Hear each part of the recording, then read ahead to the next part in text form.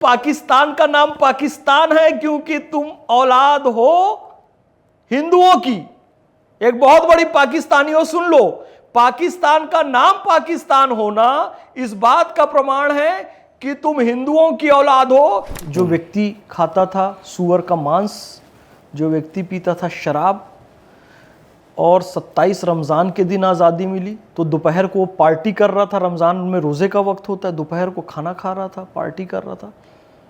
वो व्यक्ति Islamic Republic of Pakistan का निर्माता बनता है, सूअर और खाने वाला, शराब पीने वाला। जिन्ना की बात करें, जिन्ना सूअर आप मुसलमान देख भी ले तो मुसलमान दूर भागेगा, इतना नापाक उसको मानता है। वो सूअर खा रहा है और इस्लामिक रिपब्लिक ऑफ पाकिस्तान बना रहा है। असीम मुनीर कहता है हम हिंदुओं के साथ नहीं रह सकते थे, इसलिए हम मुसलमान अलग हैं, हमने कलमे के बेस पर पाकिस्तान बनाया। अरे कलमे को क्यों बदनाम कर रहा है यार, हम भी कलमा पढ़ते हैं। सूअर खाने वाला कलमे के बेस पे उसने पाकिस्तान का निर्माण किया तो उसको इस्लामिक राष्ट्र कहता है। थू है तेरे जीवन पे असीम मुनीर, तेरे बाप दादा भी हिंदू थे, सच्चाई तो यह है। बिलावल भुट्टो के बाप दादा भी हिंदू थे, उस सच्चाई को ये स्वीकार करते नहीं है। वही लोग आतंकवादी भेजे, कलमा पूछकर, अंगों की तलाशी लेकर, नाम पूछकर। पाकिस्तान के मौलाना तारिक जमील का वीडियो उठाकर देखिए, वो कह रहे हैं कि मेरे पूर्वज जो हैं पृथ्वीराज चौहान है। पाकिस्तान का बॉलर सकलैन मुश्ताक, वो कहता है जी मेरे दादा के पिताजी का नाम रूड सिंह है। अब पाकिस्तान का बॉलर देखिए राणा नवेदुल हसन, राणा कहाँ से आए, यहीं के तो हैं राणा, कौन सा सऊदी अरब से है। सलमान बट, अब बट सरनेम पूरा सऊदी खोज लो मिलेगा ही नहीं, यहीं मिलेंगे बट, भट्ट, भाटी, चौहान, त्यागी, चतुर्वेदी, पटेल, यही सब मुसलमानों की खबर आई थी। मोहम्मद चौबे, पांडे वगैरह करके कहीं जौनपुर में, या जौनपुर में अभी है। हाँ। नौशाद अहमद दुबे। अरे बाप का नाम पूंजालाल ठक्कर, दादा का नाम प्रेमजी भाई ठक्कर, परदादा का नाम मेघजी भाई ठक्कर, सब हिंदू ठक्कर लोहाना। पत्नी का नाम रतनबाई पेटिट पारसी, बेटी का नाम डीना वाडिया पारसी, नवासे का नाम नुस्ली वाडिया पारसी, उसके बच्चे का नाम नैस वाडिया पारसी। ऊपर सारे हिंदू, नीचे सारे पारसी, बीच में अकेला मुसलमान सूअर खाने वाला, नाम मोहम्मद अली जिन्ना। उसने इस्लामिक रिपब्लिक ऑफ पाकिस्तान बना दिया। अच्छा, आपके पूर्वज हिंदू थे? बिल्कुल। और पाकिस्तान के मौलाना तारिक जमील भी कह चुके भैया मैं सीधा पृथ्वीराज चौहान के वंश का हूं। तो हमारे पूर्वज हिंदू थे और ख्वाजा गरीब नवाज के यहाँ तो 90 लाख हिंदुओं ने इस्लाम कबूल किया था। उन 90 लाख हिंदू की औलादें जो बाद में मुसलमान बने, आज लगभग इस उपमहाद्वीप में 50 करोड़ हैं, भारत, पाकिस्तान, बांग्लादेश मिलाकर। पैगंबर हज़रत मोहम्मद सल्लल्लाहु अलैहि वसल्लम के पिताजी का नाम अब्दुल्ला है। उसको हिंदी में कहें, यदि पैगंबर हज़रत मोहम्मद सल्लल्लाहु अलैहि वसल्लम भारत में पैदा होते तो उनके पिताजी का नाम होता ईश्वर दास या भगवान दास। अब्दुल्ला का हिंदी अर्थ, संस्कृत अर्थ भगवान दास होता है, ईश्वर दास होता है। नमामि शमीशान निर्वाण रूपम विभुम व्यापकम ब्रह्म वेदा स्वरूपम। शिव जी 11वें रुद्र के रूप में, हनुमान जी के रूप में आते हैं, राम जी की भक्ति करते हैं। जब शिव जी संकट में पड़ते हैं तो मोहिनी का रूप धारण करके विष्णु जी आते हैं। और ये सब प्रॉब्लम में पड़ जाते हैं तो सब अपनी शक्ति देकर माता जी का रूप प्रकट कर देते हैं। तो माता जी आकर फिर दुष्ट का विनाश करती है। ऐ गिरि नंदनी नंदित मेदिनी विश्व विनोदिनी नंदनुते, गिरिवर विंध्य शिरोधि निवासिनी विष्णु विलासिनी जिष्णुनुते, भगवती है शितिकंठ कुटुंबिनी भूरि कुटुंबिनी भूरि कृते, जय जय हे महिषासुर मर्दनी रम्य कपर्दिनी शैलसुते। जटाटवी गलत जल प्रवाह पावित स्थले, गलेव लंबे लंबितां भुजंग तुंग मालिकां डमड डमड डमड डमड निनाद वड्डमरवयं, चकार चंड तांडवं तनो तुनः शिव शिवम, जटाकटाः संभ्रम भ्रमण निलिंप निर्झरी विलोल वीची वल्लरी विराजमान मूर्धन, धगत धगत धगत ज्वल ललाट पट्ट पावके, किशोर चंद्रशेखर रति प्रतीक्षणं मम।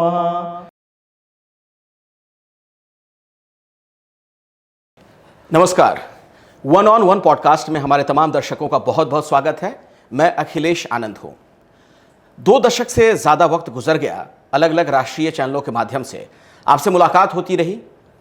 वक्त बदला है, तकनीक ने कई चीज़ों को बदल दिया है और मास कम्युनिकेशन की अगर बात की जाए, यूट्यूब के ज़रिए एक बहुत बड़ी क्रांति आ गई इस दुनिया में।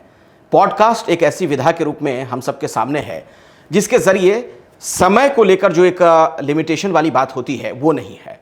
तो मैंने सोचा कि क्यों ना पॉडकास्ट के जरिए कुछ मेहमानों से मैं आपकी मुलाकात करवाया करूं कुछ दिनों के अंतराल में, जो इस देश की राजनीति को प्रभावित करते हैं। उनसे मैं बातचीत करता हूं, अक्सर उनकी बातें आप तक पहुंचाता हूं। और इसी कड़ी में एक बहुत ही खास मेहमान से मैं आपका तारुफ करवाने जा रहा हूं, परिचय करवाने जा रहा हूं। मोहम्मद फैज़ खान साहब मेरे साथ यहाँ पर मौजूद हैं। बहुत बहुत स्वागत है आपका। मुस्लिम राष्ट्रीय मंच से आप जुड़े हुए हैं, गौ सेवक हैं और अक्सर अलग अलग न्यूज़ चैनलों पर भी आप इन्हें सुनते रहते हैं। यूट्यूब की दुनिया में भी बहुत मशहूर हैं, वायरल भी होते रहते हैं अपने बयानों की वजह से। और इनका एक खास परिचय और भी है, ये सनातनी मुस्लिम हैं और कथावाचक भी हैं। ये कथावाचक, ये बात समझ में नहीं आती मुझे। बिस्मिल्लाहिर्रहमानिर्रहीम। रब्बि इश्रह ली सदरी व यस्सिर ली अमरी वहलुल उक़दतन मिन लिसानी यफ़क़हू क़ौली। बिरादरान हिंद, अस्सलाम वालेकुम रहमतुल्लाहि व बरकातहू। जय श्री राम, भारत माता की जय। अज्ञानतिमिरान्धस्य ज्ञानांजन शलाकया चक्षुरुन्मीलितं येन तस्मै श्री गुरुवे नमः। देखिए, कथा क्या है? कथा है महिमा गाना। कथा का शाब्दिक अर्थ महिमा होता है कि हम किसी को प्रेज करें। जैसे मैं ये कहूँ कि अखिलेश भाई, आपका नाम बड़ा प्यारा है, अखिल ईश हैं आप अविनाशी हैं, आप अमर हैं और आपकी वाणी भी अमर है, क्योंकि जिस अंदाज से आपने प्रारंभ किया ये शो, बहुत ओजस्वी, बहुत तेजस्वी। तो आपने अपने नाम को चरितार्थ किया, तो मैंने आपके गुण गाए, आपकी प्रशंसा की। अब जो संपूर्ण विश्व का ईश है, वास्तविक ईश्वर है, जो हम सबका मालिक है, खालिक है, मैं उसकी महिमा गाऊं तो इसमें समस्या क्या है? मोहम्मद फैज़ खान उसकी महिमा गाता है अल्लाह के नाम से भी, क्योंकि अल्लाह एक अरबी शब्द है, तो खुदा के नाम से भी, खुदा एक फ़ारसी शब्द है, तो भगवान ईश्वर के नाम से भी, क्योंकि ये संस्कृत हिंदी शब्द है। ये बताइए, मैं अरब की भाषा में गुण गाऊं या फ़ारस की भाषा में गुण गाऊं उस मालिक का, तो मैं पक्का मुसलमान। और मैं अपने देश की ज़बान में, अपनी संस्कृत में, अपनी हिंदी में गुण गाऊं तो मैं कच्चा मुसलमान कैसे हो गया? पैगंबर हज़रत मोहम्मद सल्लल्लाहु अलैहि वसल्लम के पिताजी का नाम अब्दुल्ला है, उसको हिंदी में कहें, यदि पैगंबर हज़रत मोहम्मद सल्लल्लाहु अलैहि वसल्लम भारत में पैदा होते तो उनके पिताजी का नाम होता ईश्वर दास या भगवान दास। अब्दुल्ला का हिंदी अर्थ, संस्कृत अर्थ भगवान दास होता है, ईश्वर दास होता है। अच्छा, तो कथा तो मैं गाता रहूंगा, ईश्वर की, भगवान की, अल्लाह की, खुदा की। हम भारत के लोग उसे कृष्ण नाम से पुकारते हैं, राम नाम से पुकारते हैं, शिव नाम से पुकारते आप हैं। शिव स्तोत्र का पाठ भी करते हैं, दुर्गा चालीसा भी पढ़ते हैं शायद। बेशक बेशक बेशक बेशक। तो ये तो स्तुति है ना, स्तुति है। भगवान श्री रामचंद्र जी ने भी स्तुति की। एक बार स्तुति करिए आप, उसके बाद उससे जुड़ा एक सवाल पूछूंगा मैं आपसे। दर्शकों को जरा सुनाइए आप, जो भी अभी आपके जहन में आ रहा हो। देखिए, हाँ। भगवान श्री रामचंद्र जी बड़ा एकाधिकैकवाद सनातन में है कि यहाँ कोई एक सुप्रीम पावर नहीं होता है, वक्त के हिसाब से किसी को पावर देकर ऊपर बढ़ा दिया जाता है। राम जी स्वयं भगवान जब अवतार लेते हैं मनुष्य के रूप में, तो शिव जी की स्तुति करते हैं, नमामि शमीशान निर्वाण रूपम विभुम व्यापकम ब्रह्म वेदा स्वरूपम। शिव जी 11वें रुद्र के रूप में, हनुमान जी के रूप में आते हैं, राम जी की भक्ति करते हैं। जब शिव जी संकट में पड़ते हैं तो मोहिनी का रूप धारण करके विष्णु जी आते हैं, और ये सब प्रॉब्लम में पड़ जाते हैं तो सब अपनी शक्ति देकर माता जी का रूप प्रकट कर देते हैं। तो माता जी आकर फिर दुष्ट का विनाश करती है। ऐ गिरि नंदिनी नंदित मेदिनी विश्व विनोदिनी नंदनुते गिरिवर विंध्य शिरोधि वासिनी विष्णु विलासिनी जिष्णुनुते भगवती है शितिकंठ कुटुंबिनी भूरि कृते जय जय हे महिषासुर मर्दनी रम्य कपर्दिनी शैलसुते। तो इसमें श्रेष्ठ कौन है? फिर वही माता जी विष्णु जी के पैर दबाने लगती हैं, शिव जी को पाने के लिए पत्ते खाना भी छोड़ देती है, अपर्णा बन जाती है। तो सनातन की ये विशेषता है, देखिए, कि एक को सुप्रीम नहीं रखा, निरंकुश नहीं होने दिया, तानाशाही नहीं होने दिया, जब जिसकी जरूरत थी उसको ऊपर उठा। यहां तक कि, और शिव जी तो ऐसे देवता हैं कि उनको देवों ने भी पूजा, ऐसे भगवान है और दानवों ने भी, रावण तक ने, जैसे राम जी ने स्तुति की तो रावण ने भी स्तुति की। जटाटवी गलत जल प्रवाह पावित स्थले गलेव लंबे लंबिताम भुजंग तुंग मालिकाम डमट डमट डमट डमट निनाद वड्डमर वयम चकार चंड तांडवम तनो तुनः शिव शिवम जटाकटाह संभ्रम भ्रमण निलिंप निर्झरी विलोल विचि वल्लरी विराजुमान मूर्धनि धगत धगत धगत ज्वल ललाट पट्ट पावके किशोर चंद्रशेखर रति प्रतीक्षणम मम। तो रावण ने भी स्तुति। तो सनातन बड़ा आनंद देने वाला। नहीं, मैं वाकई मुझे अब लग रहा है कि मैं किसी कथावाचक से ही बात कर रहा हूँ। और ऐसे में तो खान साहब, मेरा सवाल यह है कि आप मुस्लिम हैं कि नहीं? पक्का मुस्लिम हूं मैं, पक्का क्योंकि तो भाई कहते हैं कि इस्लाम में मूर्ति पूजा निषेध है, या फिर बाकी अगर किसी और धर्म और मजहब के किसी ईश्वर की आप इबादत करते हैं तो आपको धर्म से अलग कर दिया जाता है। देखिए मैं ना, चलिए मैं मूर्ति पूजा में भी आऊँगा, पर मेरे ज्ञान के कारण यदि मेरे मुसलमान होने पर कोई शक कर रहा है तो एक बात सुन लीजिए। गांधी जी ने गुजरात विद्यापीठ की स्थापना की 1920 में, तो उन्होंने दो चीज़ें वहाँ के सिद्धांत वाक्य के रूप में ली। एक तो सा विद्या या विमुक्ति है कि विद्या हमें मुक्त करती है। दूसरा एक अरबी का भी कोट लिया था जिसको मोदी जी ने भी स्पीच में अपने कई बार कह चुके हैं, अल हिकमत ज़ालतुल मोमिन फहसो वजदहा अहक को बेहा, यानी दुनिया में जहाँ भी ज्ञान मिले उसे अपना ही खोया हुआ ज्ञान मानकर निसंकोच हासिल करना हर मुसलमान का हक है। तो भैया वेद का ज्ञान, गीता का ज्ञान, रामायण का ज्ञान, ब्रह्मसूत्र का ज्ञान, प्रस्थान त्रयी का ज्ञान, 18 पुराण का ज्ञान, 4 वेद का ज्ञान, 6 वेदांग का ज्ञान, ये सब हमारा ही खोया हुआ ज्ञान है और मैं इसको फिर से हासिल कर रहा हूं, तो फिर क्या दिक्कत है? ये तो हर मुसलमान का हक है। आप कहते हैं कि मैं सनातनी मुस्लिम हूँ? सनातनी मुस्लिम हूँ, बिल्कुल हूँ। सनातन क्या है? कब से प्रारंभ हुआ और कब तक रहेगा, न कभी प्रारंभ हुआ न कभी अंत होगा। और मुसलमान एक बात का दावा करते हैं, जी इस्लाम 1400 साल पहले आया, तो मुसलमान कहेगा नहीं नहीं नहीं नहीं, 1400 साल पहले नहीं आया, बहुत पहले से, हजरत आदम से, अल्लाह तो अनंत काल से, तो अनंत काल से अनंत काल तक रहेगा। तो इस्लाम सनातन तो हुआ ना। तो सनातन शब्द से क्या आपत्ति है जब कहते हो कि अल्लाह था, है और रहेगा? तो यही तो सनातन है ना। हम वही हिंदी में कह दें कि ब्रह्म सत्य जगत मिथ्या जीवो ब्रह्म है वो नापरा एकम ब्रह्म द्वितीयो नास्ते नेह नए नास्ते नास्ते किंचन, तो ये संस्कृत में है, वो उर्दू में है, अरबी में है। सनातन है, मैं सनातनी मुसलमान हूं क्योंकि अल्लाह सनातन है, क्योंकि ब्रह्म सनातन है। इस बात को समझ जाना चाहिए। और जहां तक मूर्ति पूजा की बात है, what is the murti puja, idol worship क्या है? देखिए अखिलेश भाई, प्रतीक पूजा है, प्रतीक। मुसलमान जब नमाज पढ़ता है तो उसको एक प्रतीक की ज़रूरत पड़ती है, एक दिशा डायरेक्शन की ज़रूरत पड़ती है। तो काबा शरीफ को उसने एक प्रतीक बनाया है कि भाई हम इधर मुंह करके नमाज पढ़ेंगे। दुनिया के मुसलमान उधर ही मुंह करके नमाज पढ़ते हैं। पहले जेरूशलम की तरफ मुंह करके पढ़ते थे, पैगंबर हज़रत मोहम्मद सल्लल्लाहु अलैहि वसल्लम ने उसे इधर किया, मक्का की तरफ किया, जो वर्तमान काबा है। वहाँ पर एक संगे अस्वद है, हजरे अस्वद जिसे कहते हैं, एक पत्थर है, वो भी वो डायरेक्शन है। आप जब काबा जाएंगे तो लोग उसके चारों तरफ खड़े होते हैं और उसी डायरेक्शन पे नमाज पढ़ते हैं। पूरी दुनिया को आप थोड़ा ऊपर कैमरे से जाकर देखोगे तो वो बिल्कुल गोल नमाज पढ़ते हुए दिखाई देंगे। आप गए हैं? हाँ, मैं गया हूँ, मैंने वहाँ जाके नमाज पढ़ी है। उस पत्थर को मैंने चूमा भी है, जिसे हजरे अस्वद कहते हैं। उसे चूमना सुन्नत है, पैगंबर हजरत मोहम्मद सल्लल्लाहु अलैहि वसल्लम ने उसे चूमा है। जब चूमा तो पत्थर को चूमा ना, पाक को पवित्र मानकर चूमा ना, जन्नती पत्थर मानकर चूमा ना। अब सनातनी भाई क्या करते हैं, वो भी सजदा करते हैं, वो भी एक पत्थर की प्रतिमा रखते हैं, उसके सामने सजदा करते हैं, लेकिन कहते हैं भगवान की प्रतिमा है। भगवान नहीं है, भगवान की प्रतिमा है। मुसलमान भी उसे एक डायरेक्शन मानते हैं, दिशा मानते हैं।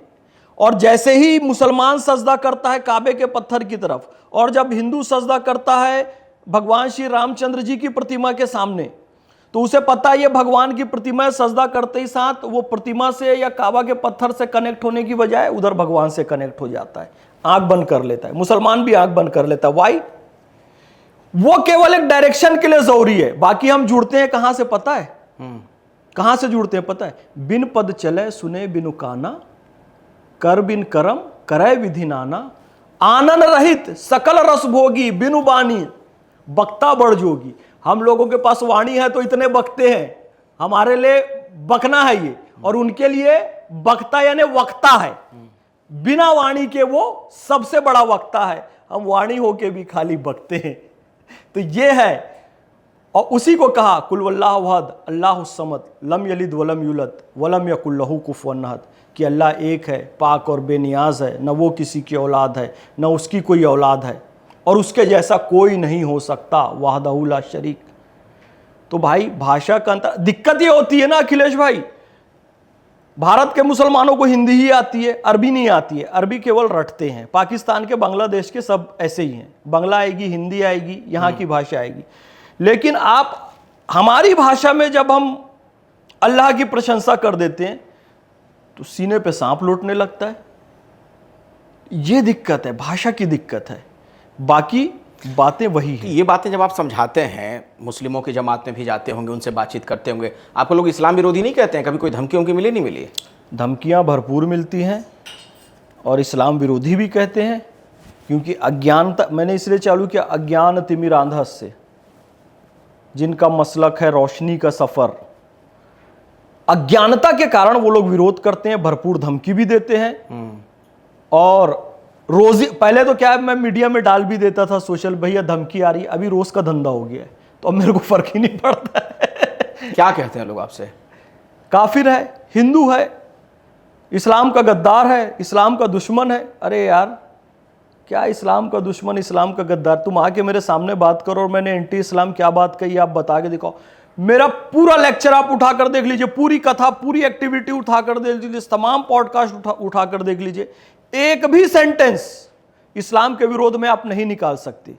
आप केवल निकालते हैं आपकी कुंठा को, जो बात मेरी मैच नहीं करती है ना, आप कुंठित व्यक्ति हैं, फ्रस्ट्रेट व्यक्ति हैं, तो आपकी कुंठा को मेरी बातें जब तृप्त नहीं करती हैं तो आप कहते हैं कि भाई तुम एंटी इस्लामिक हो। अब चलिए मैं आपके पॉडकास्ट में, मुझे कहते हैं तुमको मुसलमान कब्रिस्तान में दफनाने नहीं देंगे।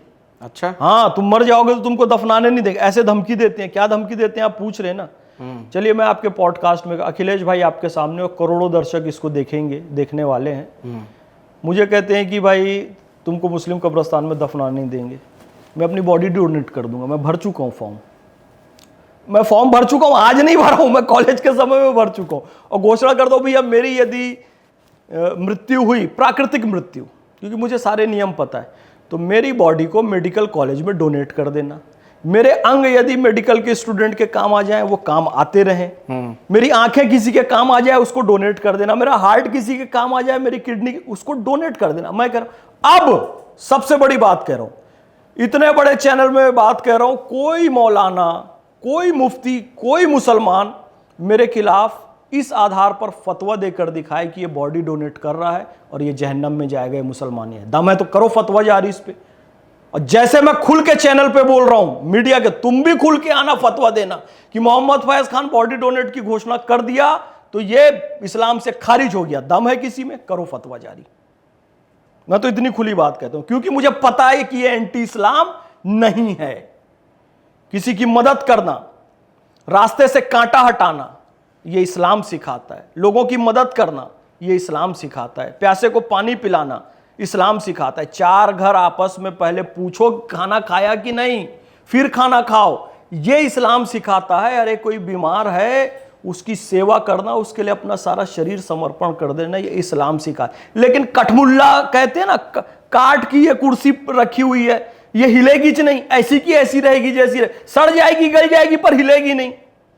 इसी को कठमुल्ला, हिलेंगे नहीं। तो उनका जो कठमुल्लापन है उसको मैं सेटिस्फाई नहीं कर पा रहा हूं। उनको लगेगा इसको दफन करेंगे, फिर वहां सवाल होगा, फिर वो जाएगा वहां, तभी इसको जन्नत मिलेगी। भाई इतने सारे सैनिक शहीद हो जाते हैं, बर्फ में दबे रहते हैं, समुंदर में मर जाते हैं, क्या उनको जन्नत नसीब नहीं होगी? उनको तो प्रॉपर दफन नहीं किया गया, उनको भी होगी ना, क्योंकि वो एक लक्ष्य के लिए गए ना। हम भी एक लक्ष्य के लिए अपना शरीर देंगे। अच्छा, एक बात बताइए कि सनातन की बात करना एंटी इस्लामिक कैसे ये बात हो जाती है? क्या इसके पीछे कोई सियासत है, कुछ राजनीतिक जमात है? क्या आपको ऐसा लगता है? देखिए, ये बिल्कुल आपने अलग प्रश्न किया है।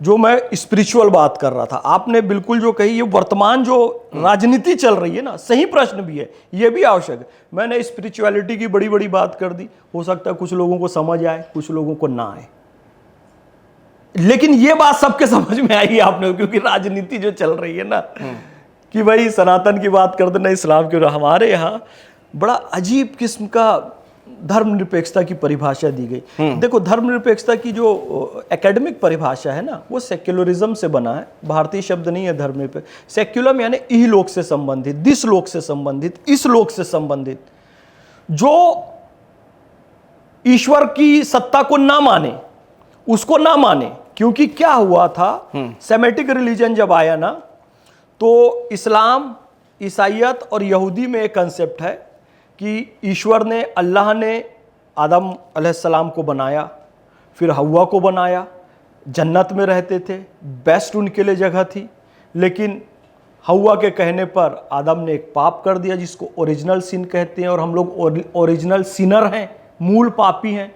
तो फिर दंड देने के लिए यहाँ भेज दिया, और हम सब यहाँ पर अपना दंड भुगतने के लिए आए हैं। लेकिन जाना हमको कहाँ है, उसी के पास जाना है। तो मूल रूप से हम लोग पापी हैं। ये कंसेप्ट जो है ना, जो नहीं मानता है, वो मानता नहीं नहीं जी, कोई अल्लाह भगवान उधर गॉड वॉड नहीं था, ऐसा कोई सब ये फालतू की कथा है, हम इसको नहीं मानते। वो कहलाता है सेक्युलर, जो केवल इहलोक को मानता है, इस लोक को मानता है। ये इसकी शास्त्रीय परिभाषा है। लेकिन राजनीतिक परिभाषा सुनिए, जो जी तिलक लगा ले वो सांप्रदायिक, जो टोपी पहन ले वो सेक्युलर। बकरीद तो हो गई सेक्युलर, लेकिन होली का रंग हो गया सांप्रदायिक। सब्जी तो हो गई सांप्रदायिक, लेकिन मटन जो हो गया धर्मनिरपेक्ष। कि मियाँ भाई के घर चलो बिरयानी खाने, धर्मनिरपेक्षता बढ़ानी है। और हिंदू के घर चले गए, उसने लाल भाजी पालक भाजी खिला दिया, तो जी सांप्रदायिक हो गया। इससे भावनाओं को चोट पहुंच गई। तो ये पॉलिटिकल पार्टी ना मुसलमानों की अज्ञानता का लाभ उठाते हुए ऐसा माहौल क्रिएट किया कि कोई मुसलमान हिंदुत्व की बात कर दे, सनातन की बात कर दे, तो उसको एंटी इस्लामिक घोषित केवल कट्टरपंथी मौलाना नहीं करते हैं, बल्कि ये तथाकथित राजनीतिक दल भी कर देते हैं। अखिलेश भी कर देते हैं, राहुल भी कर देते हैं, मुलायम भी कर देते हैं, अरविंद केजरीवाल भी कर देते हैं। अरे कई इफ्तार पार्टी देखना मुसलमान टोपी नहीं लगाए हैं, अरविंद केजरीवाल, राहुल गांधी और अखिलेश टोपी लगा के बैठे। यार तुम उससे बड़े मुसलमान हो गए। एक तेजस्वी यादव की तस्वीर भी बड़ी चर्चा में आई थी कि एक ही दिन शायद दरभंगा में या कहीं थे, एक कार्यक्रम में सुबह सुबह गए हिंदुओं के बीच तो तिलक लगाकर, और शाम में शायद मुस्लिमों की जमात के बीच थे तो टोपी लगा के पहुंच गए थे। देखिए, राजनीति जो ना कराए वो कम है। राजनीतिक वोट पाने के लिए वो लोग किसी भी हद तक जा सकते हैं, यहाँ तक कि एंटी नेशन स्टेटमेंट भी दे सकते हैं। आज पाकिस्तान जितने स्टेटमेंट को प्रचारित कर रहा है भारत की, वो इसी तरह के नेता हैं जो तथाकथित अपने आप को धर्मनिरपेक्ष बोलते हैं। समय पड़ा तो तिलक लगा लिया, समय पड़ा तो टोपी पहन ली। ये अपनी पॉलिटिकल विशेष को पूरा करने के लिए, राजनीतिक इच्छाओं को पूरा करने के लिए ये किसी भी हद तक जा सकते हैं। दूसरी बात, मोदी के बीच बांध देते हैं ना। हाँ, मोदी जी ने क्या, ये टोपी वाली बात ही कर रहा हूँ, सही कह रहे हैं अखिलेश भाई आप। मोदी जी ने क्या किया, टोपी का सियासी इस्तेमाल नहीं किया। टोपी इबादत की विषय वस्तु है, उन्होंने उस पर सियासत नहीं की। एक मुसलमान मौलाना गया कि जी टोपी पहन लो मोदी जी ने कहा नहीं। ये तथाकथित तेजस्वी की जमात और अखिलेश की जमात यही सब कह रहे मुझे मोदी जी सांप्रदायिक हैं, उन्होंने नमाज की टोपी नहीं पहनी। यार सियासत के मंच पर इबादत की टोपी क्यों पहनेंगे? तुम्हारी तरह थोड़ी है, रोजा रखते नहीं हो, टोपी लगाते हो, मुसलमानों के बीच 1 साल चले जाते हो और 5 साल टोपी पहनाते हो। मोदी जी ने टोपी पहनने पहनाने की राजनीति खत्म की। राहत इंदौरी ने कहा सियासत में जरूरी है रवादारी समझता है। वो रोजा तो नहीं रखता पर अफ्तारी समझता है। अफ्तारी समझता है क्यों? क्योंकि मुसलमानों के वोट मिलेंगे इसलिए। मैं भी टोपी लगाता हूं, ऐसा नहीं है, मैं भी तिलक लगाता हूं, लेकिन आप उठाकर देख लीजिए मैं किसी पार्टी का सदस्य नहीं हूं। मेरा उद्देश्य है कि मैं एक भारतीय मुसलमान हूं, मैं एक सनातनी मुसलमान हूं और मेरी भारतीयता का, हिंदुस्तान की अजमत का प्रचार प्रसार हो, इसलिए मैं तिलक भी लगाता हूं, मैं भगवा कपड़ा भी पहन लेता हूं, मैं गो कथा भी करता हूं, मैं कृष्ण कथा भी करता हूं, मैं राम कथा भी करता हूं, मैं गौ सेवा भी करता हूं। ये तो मेरे हिंदुस्तान की तहजीब का अंग है भाई। भारतीय मुसलमान होने के नाते मैं ये सब तो करूंगा ही भाई। मैं जब काबा में प्रवेश किया, जब मैं उम्रा करने के लिए गया, तो कहते हैं जी मुसलमान को प्रवेश मिलेगा जो कलमा पढ़ेगा ला इलाहा इल्लल्लाह मुहम्मदुर रसूलुल्लाह। केवल मुसलमान ही जा सकता है जो कलमा पढ़े। ये अधूरा सच है। सच क्या है? पूरा सच मैं आपको बताता हूं। मुझे प्रवेश खाली मुसलमान होने के नाम पे नहीं मिला है, भारतीय मुसलमान होने के नाम पर मिला है। मैंने कलमा पढ़ा, ला इलाहा इल्लल्लाह मोहम्मदुर रसूलुल्लाह, जी मैं मुसलमान हूं, मुझे घुसने दो। सऊदी गवर्नमेंट ने कहा नो, आपको खाली मुसलमान होने के आधार पर काबा में प्रवेश नहीं मिलेगा। कुछ पेपर लाए हो, कागज नहीं दिखाएंगे, तुम्हारे बाप को भी दिखाना पड़ेगा। और फिर मैंने पेपर निकाल के दिखाया, मुंडक उपनिषद का वचन, उसमें लिखा था सत्यमेव जयते, और उसमें अशोक स्तंभ बना था, 4 शेर बने हुए थे। और जब मैंने वो दिखाया तो कहा केवल इससे भी काम नहीं चलेगा, और कुछ प्रूफ दो। तो मैंने पहला पेज खोला, उसमें भारत के राष्ट्रपति ने लिख के दिया कि ये भारत का नागरिक है, मोहम्मद फैज खान, सऊदी अरब में आ रहा है उम्रा करने के लिए, इसे अपने देश में प्रवेश दो। तो जब मुंडक उपनिषद का वचन ले गया, अशोक स्तंभ ले गया, भारत के राष्ट्रपति की अनुमति ले गया, तब मुसलमान प्लस भारतीय मुसलमान होने के कारण मुझे हज और उम्रा करने मिलता है। तो मैं हिंदुस्तान के पासपोर्ट पे सारी बातें लिखी रहती है जो बिल्कुल आप जिक्र कर रहे हैं। हाँ, कागज है ना वो, बिल्कुल।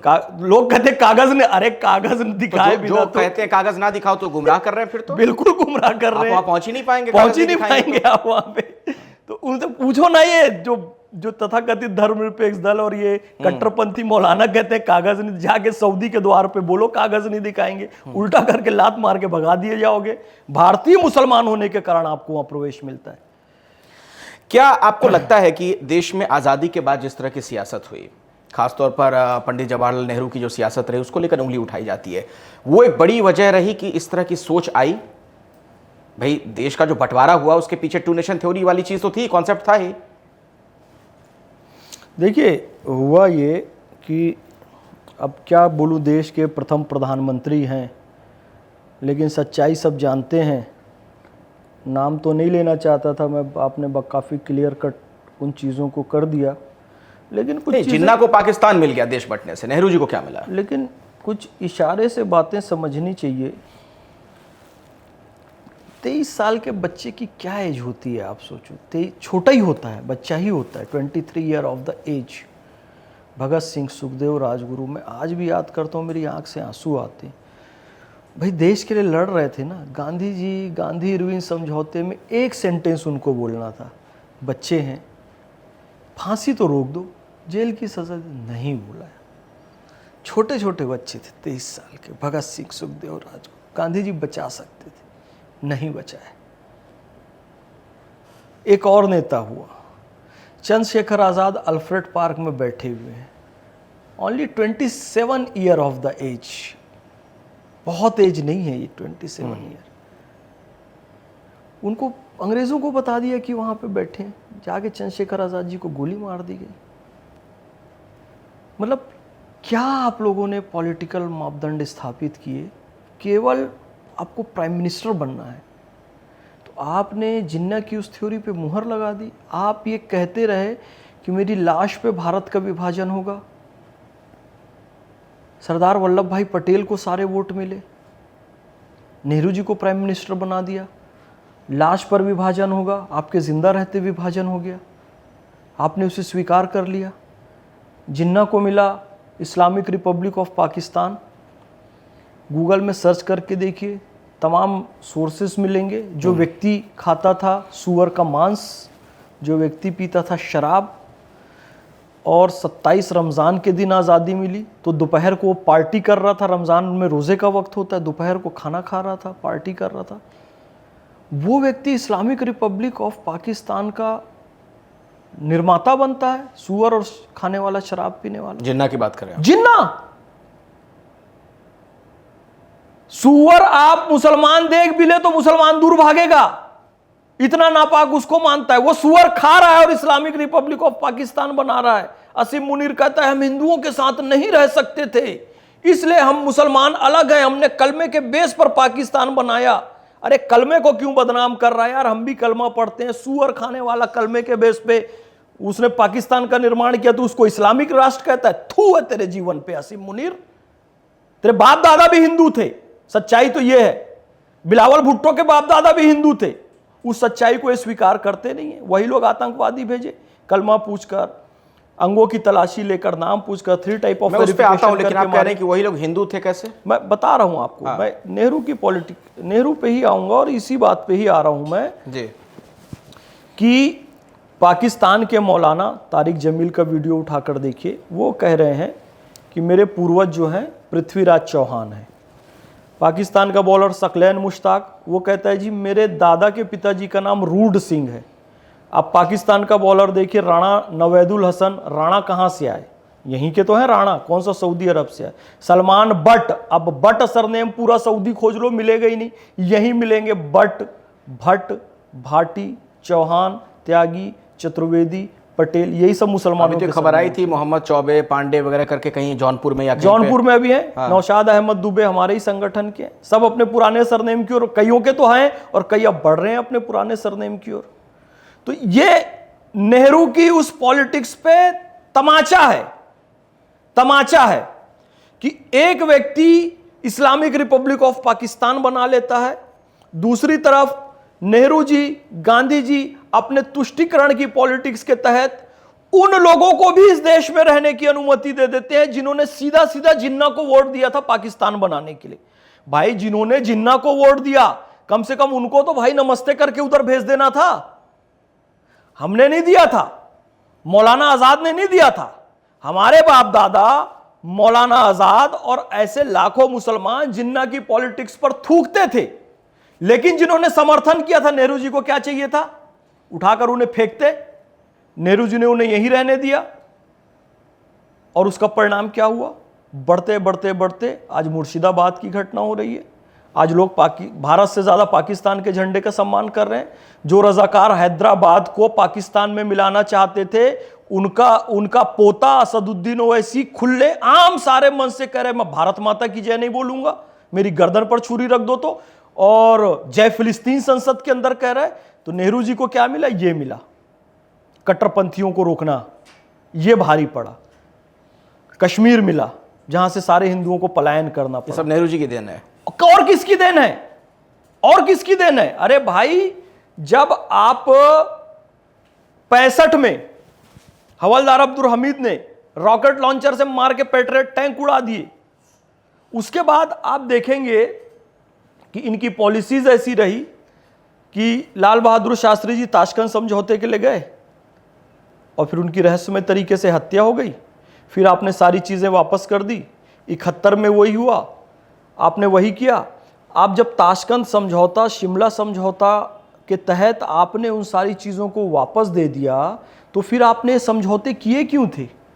हमारा ये कहना है अब की बार लाहौर जीते तो फिर लाहौर वापस नहीं किया जाएगा। जब भारतीय सेना अंदर घुस जाए तो फिर अब वापस नहीं किया जाएगा। नेहरू जी और गांधी जी भी कोई मैं ऐड करूंगा, पाकिस्तान की कोई औकात नहीं थी।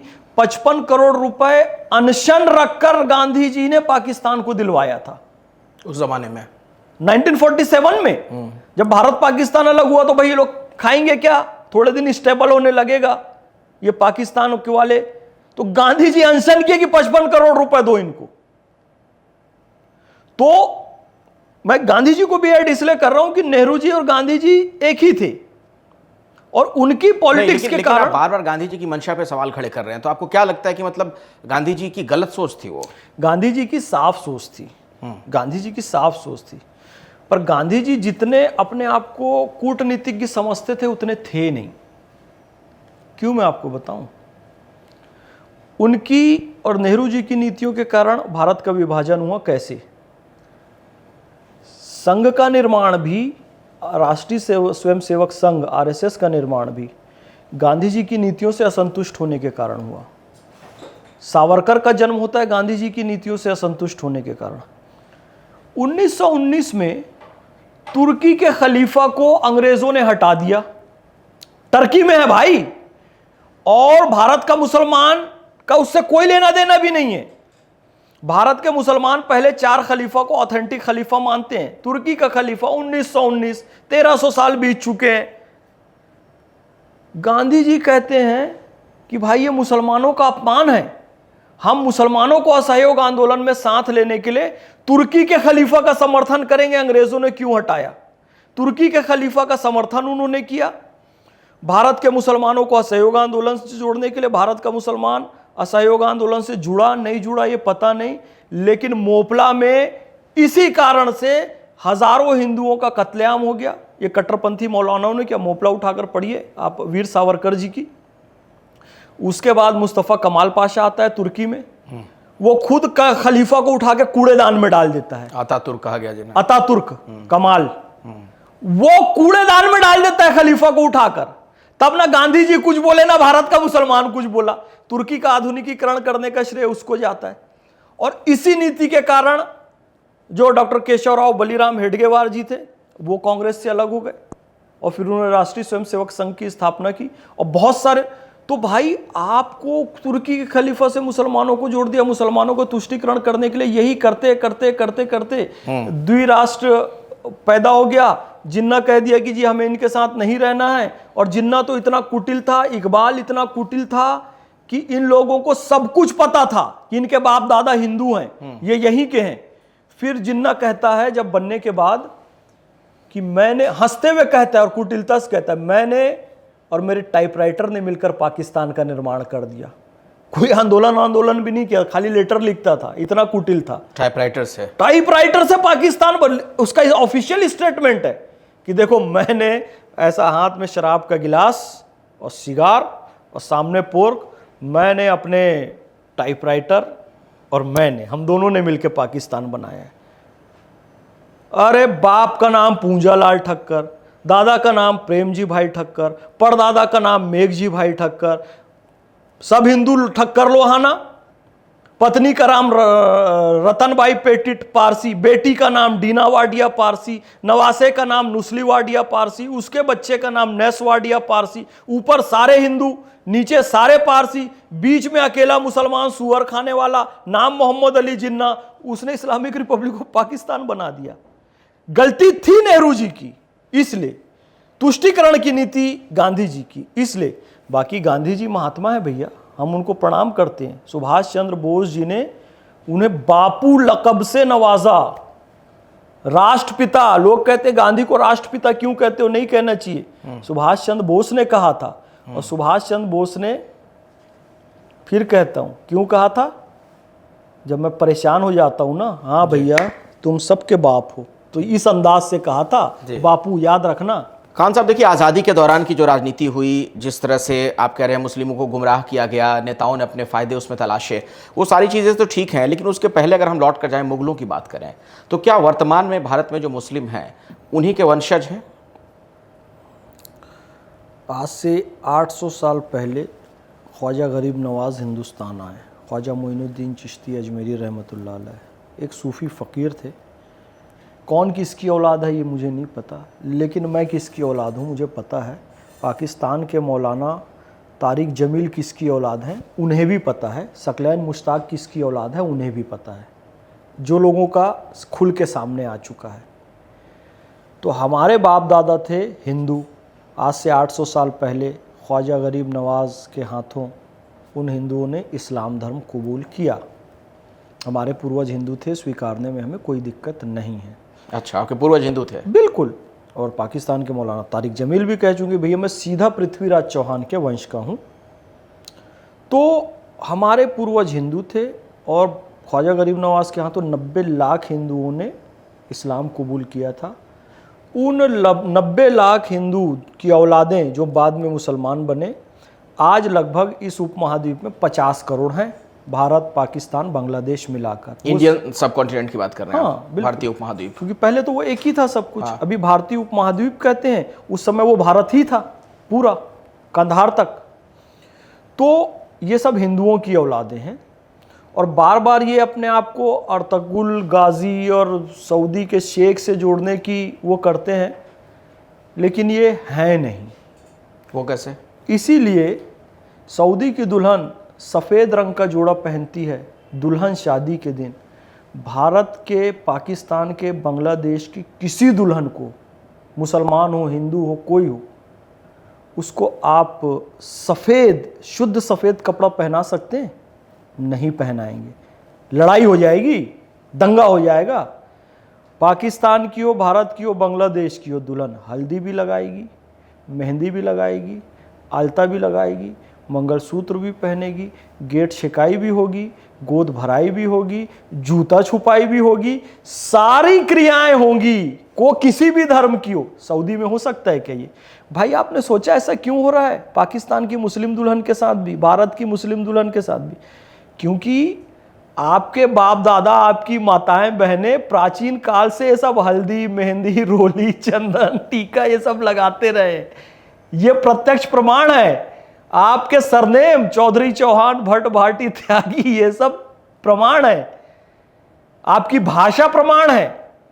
नहीं आती है आपको अरबी, आप इस बात को मान लो। आपको फारसी नहीं आती है, आपको हिंदी ही आती है। उसी के अपभ्रंश होकर उर्दू भाषा बनी है। प्रमाण है कि पाकिस्तान का नाम पाकिस्तान है क्योंकि तुम औलाद हो हिंदुओं की। एक बहुत बड़ी पाकिस्तानियों सुन लो, पाकिस्तान का नाम पाकिस्तान होना इस बात का प्रमाण है कि तुम हिंदुओं की औलाद हो, क्योंकि संस्कृत में प शब्द होता है, हिंदी में पा शब्द होता है, और उर्दू संस्कृत और हिंदी से बनी है, इसलिए उर्दू में पे शब्द होता है। लेकिन अरबी हिंदी से नहीं बनी है, तो अरबी में पा, पे या पी शब्द नहीं होता है। इसलिए अरबी में, सॉरी टू से बट दिस इज ट्रू, अरबी में पाकिस्तान लिखा ही नहीं जा सकता क्योंकि अरबी में पे या पा नहीं है। अगेन सॉरी टू से, अरबी में पाकिस्तान को कहा जाता है पाकिस्तान, अच्छा, या पाकिस्तान। मैंने 2 बार कहा सॉरी टू से क्योंकि असंसदीय शब्द हो जाएगा, पर यह सत्य है। पाकिस्तान शब्द अरबी में लिखा ही नहीं जा सकता। तो भाई तुम हिंदुओं की औलादे हो, पाकिस्तान लिखने के लिए भी हिंदी संस्कृत शब्द की आपको आवश्यकता पड़ती है। अरबी में फा होता है तो या तो पाकिस्तान होता है, या तो बे होता है बा, या तो पाकिस्तान होता है। पाकिस्तान होता ही नहीं है। कभी आप गूगल में डाल के देख लेना ना, पाकिस्तान इन अरेबिक, तो पाकिस्तान लिखा हुआ नहीं आएगा, पाकिस्तान आएगा या पाकिस्तान आएगा। तो ये प्रमाण है ना कि आप हिंदुओं की औलादे हो। आपका मुगलों से क्या तो इतना मुगल प्रेम क्यों है भाई? मतलब मुगलों की तारीफ में खूब कसीदे पढ़े जाते हैं कि मुगलों का आर्किटेक्ट देख लीजिए आप, उनका रहन सहन, खान पान, आज भी लोग उसके लिए तमाम नज़ीर देते हैं। देखिए कई बार क्या होता है, ऐसे हमारे समाज में भी होता है। अब कोई ऐसे परिवार से आया है, उदाहरण देने के लिए आपको समझा रहा हूँ कि पिता रिक्शा चलाता है, बेटा बन गया IAS। तो कुछ ऐसे लोग भी होते हैं जो अब छुपाने का प्रयास करते हैं, यार उस पिता की मेहनत से ही तू IAS बना है, अब तू ऊंची सोसाइटी में बैठकर उस चीज को छुपाने की कोशिश कर रहा है। तो ये तो गलत है ना। बिल्कुल, उसको तो जगह जगह बताना चाहिए, प्राउड फील करना चाहिए। पर ऐसे बदमाश लोग भी होते हैं कि जिस बेस से आते हैं, जहां से चालू करते हैं, जहां से बूम मिलता है उनको, फिर उसको धीरे से कि नहीं नहीं मेरा इनसे कोई लेना देना नहीं है, ऐसा करके। भाई जो तुम्हारा बेस था ना, जो सनातन ऋषियों ने तपस्याएं की है, वो तुम्हारा बेस था, और तुमने इस्लाम धर्म कबूल किया तो तुम अपने उस बेस को भूल गए और जोड़ने लगे अपने आप को, समरकंद से जोड़ने लगे, मुगलों से जोड़ने लगे, फारस से जोड़ने लगे, तुर्की से। वहां तुम्हारी जड़ है ही नहीं। तो अपने आप को श्रेष्ठ बताने के लिए अपने पिताजी की सच्चाई को छुपाओगे। अरे भाई उसी मेहनती आदमी की औलाद है तू। ये एक मानसिकता होती है और कुछ नहीं। देखो फिरोज शाह तुगलक और सिकंदर लोदी औरंगजेब की तरह कट्टर शासक थे, ये दोनों की मां हिंदू थी। तो इन लोगों को, मुल्लाओं को, उलेमा वर्ग को यह बताना था हिंदू मां होने के कारण हम कच्चे मुसलमान नहीं हैं, हम पक्के मुसलमान हैं। इसलिए और ज्यादा मंदिरों को तोड़ते थे, और ज्यादा जनेऊ जलाते थे, और ज्यादा हिंदू महिलाओं के साथ अत्याचार करते थे। फिरोज शाह तुगलक और सिकंदर लोदी का इतिहास उठाकर देखना, औरंगजेब के बराबर है। तो ये यही दिक्कत है हिंदू माँ बाप की औलाद, पर अपने आप को पक्का मुसलमान दिखाना है तो ऊल जलूल हरकतें करते रहते हैं। ये कट्टरता का कारण है बड़ा। शिक्षा का जिस दिन प्रचार प्रसार होगा ना, जैसे मैं पढ़ा लिखा हूँ, समझदार भी हूँ, एनालिसिस खुद करता हूँ और फिर कहता हूँ, तो सही चीज़ें लोगों तक पहुँचाता हूँ। अब आप पढ़ोगे लिखोगे नहीं, और आपके जो पढ़े लिखे लोग हैं वो जानते सब कुछ हैं, पर आपको सही गाइड इसलिए, जैसे इकबाल सब जानता था सच्चाई, जिन्ना पढ़ा लिखा था वो ऐसी सब जानता है, लेकिन बदमाश इतना है वो सही बात बोलेगा तो उसका वोट बैंक खिसक जाएगा, इसलिए वो सच बोलता नहीं है, मुसलमानों को कट्टरपंथ से जोड़ता है। अरे भाई ये इकबाल जो है जिसने पहले कहा कि यूनान और मिस्र रोमा सब मिट गए जहां से बाकी, मगर है अब तक नामो निशा हमारा, कुछ बात है कि हस्ती मिटती नहीं हमारी, सदियों रहा है दुश्मन दौरे जहां हमारा, सारे जहां से अच्छा हिंदुस्तान हमारा। फिर जब सांप्रदायिक राजनीति की ओर अग्रसर हो गया तो कहा चीनो और अब हमारा, हिंदुस्तान हमारा, मुस्लिम है हम, वतन है सारा जहां हमारा। ये जानता था इकबाल कि भारतीय दर्शन हमारे बाप दादा हिंदू हैं, ये जानता था, फिर भी कट्टरपंथ की ओर बढ़ा। लेकिन उससे पहले वो लिख चुका था, वहदत की लय सुनी थी दुनिया ने जिस मकां से, मीरे अरब को आई ठंडी हवा जहां से। वहदत यानी ईश्वर का एकत्व।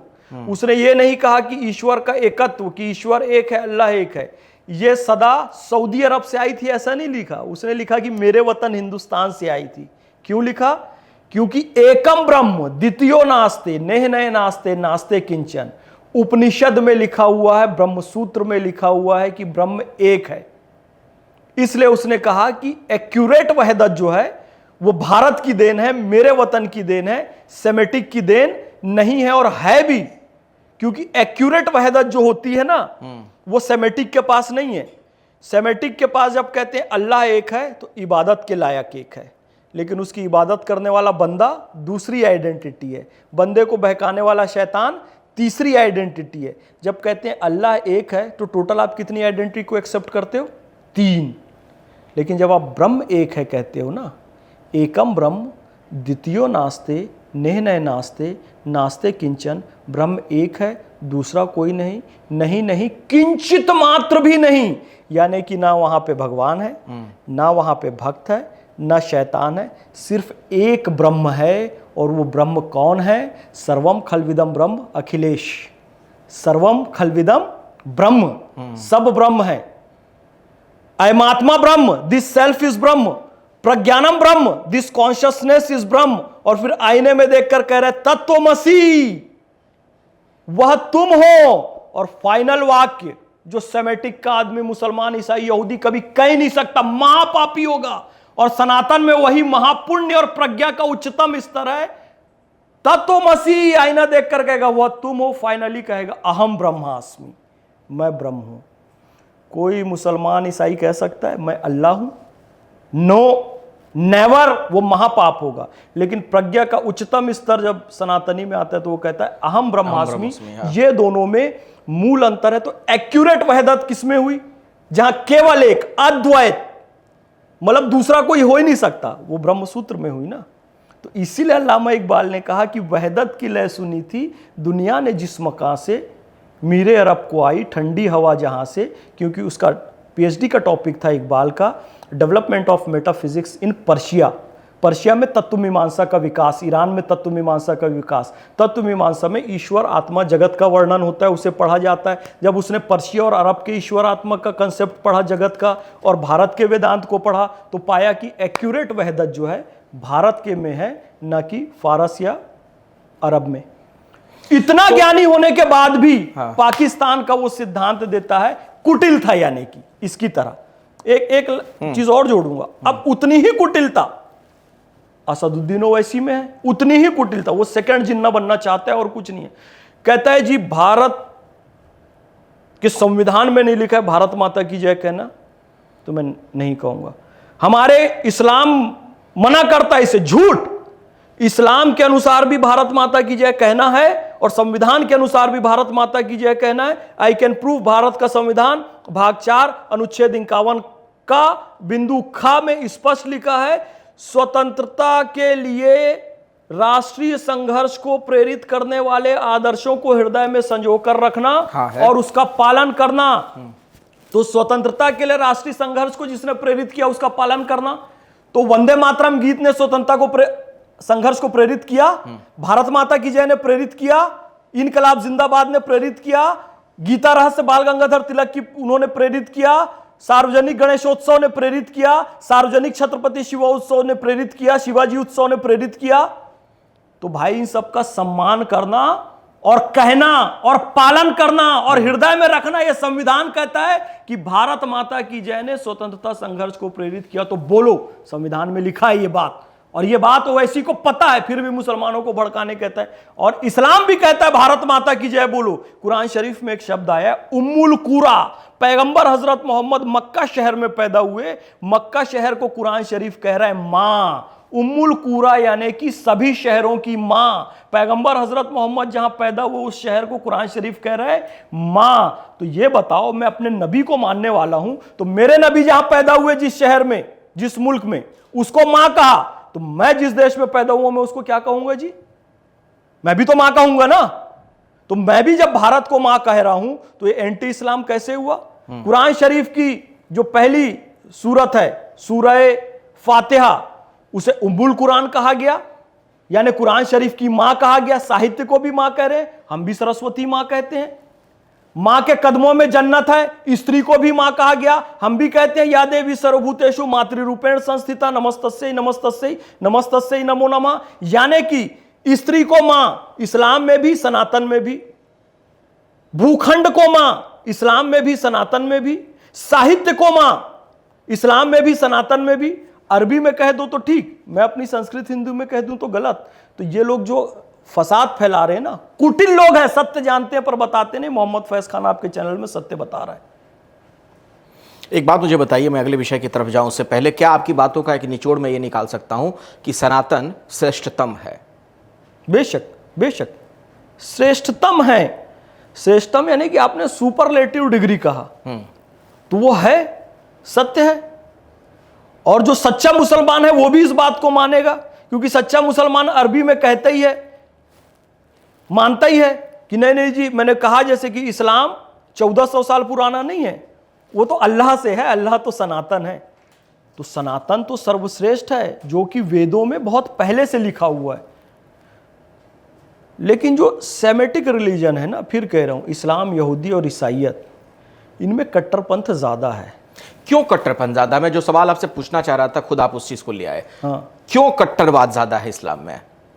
कहते हैं कि आतंकवाद का कोई धर्म नहीं होता, लेकिन आजकल जिस तरह के हालात हैं, अभी भी जो घटना घटी पहलगाम वाली, क्यों एक धर्म विशेष के लोग इस तरह की घटना को अंजाम देते हैं और पूछ पूछ कर मारा गया वहाँ कि कौन हिंदू है?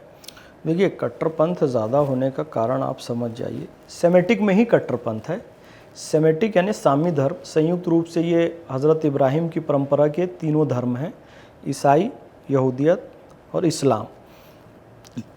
कट्टरपंथ क्यों ज़्यादा है?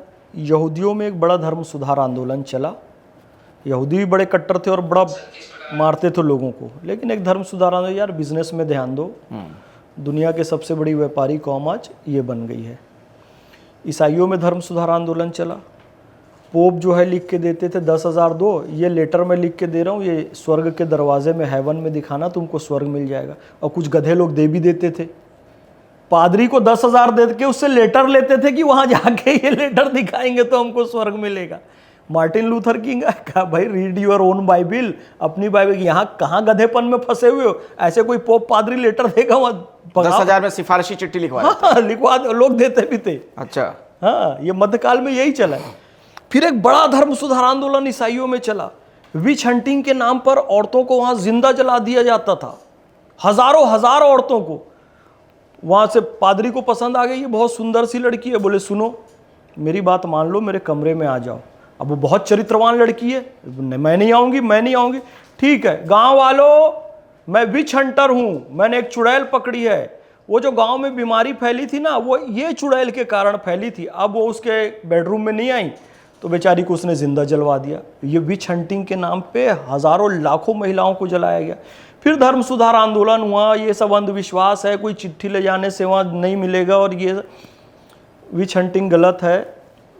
अब ईसाई भी काफ़ी हद तक एक प्रगतिशील कौम हो गई है, अमेरिका वगैरह बहुत साइंस में तरक्की कर लिए हैं, सब कुछ है। लेकिन मुसलमानों में क्या हुआ, अभी तक ऐसा कोई धर्म सुधार आंदोलन नहीं चला।